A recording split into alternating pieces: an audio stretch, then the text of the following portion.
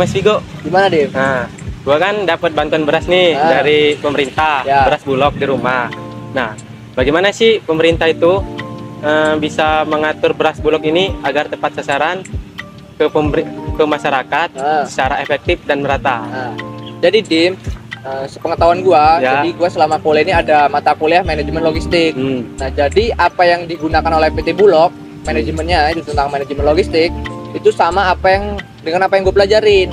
Nah, jadi yang pertama itu ada 5 tahapan nih. Yang pertama itu tahap perencanaan, yang kedua ada tahap pengadaan, yang ketiga ada tahap penggudangan, yang keempat ada tahap pendistribusian. Nah, yang terakhir ini ada tahap pengawasan atau pengendalian. Nah, itu seperti yang telah saya sebutkan tadi, bahwa terdapat 5 tahapan dalam manajemen logistik di PT Bulog. Yang pertama, tahap proses perencanaan, yang terdapat 6 tahapan kembali. Yang pertama, analisis kebutuhan pasokan beras.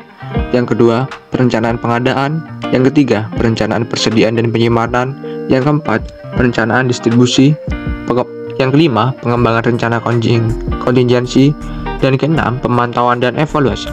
Lalu, tahapan kedua yaitu proses pengadaan, yang diawali dengan instruksi pengadaan, penawaran dan kontrak, konfirmasi pemasok, distribusi dokumen, pengiriman beras,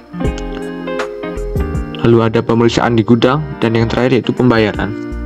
Lalu tahap yang ketiga adalah proses penggudangan, di mana dilakukannya penerimaan barang dan penyimpanan barang. Yang selanjutnya akan dilakukan pengelolaan persediaan, pemeliharaan, dan yang terakhir yaitu pengambilan dan pengemasan.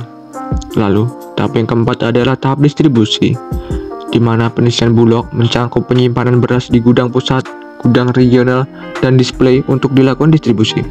Lalu, tahap yang terakhir adalah tahap pengendalian atau pengawasan, di mana ada 4 tahapan kembali. Yang pertama, pemantauan, pemeriksaan, penilaian, dan yang terakhir adalah pengamatan. Oh gitu ya Mas Vigo, alur pendistribusian beras Bulog dari pemerintah ke masyarakat.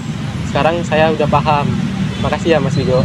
ya Dim, jadi sama-sama. Jadi seperti apa yang gue sampaikan tadi, Dim. Ya, terima kasih.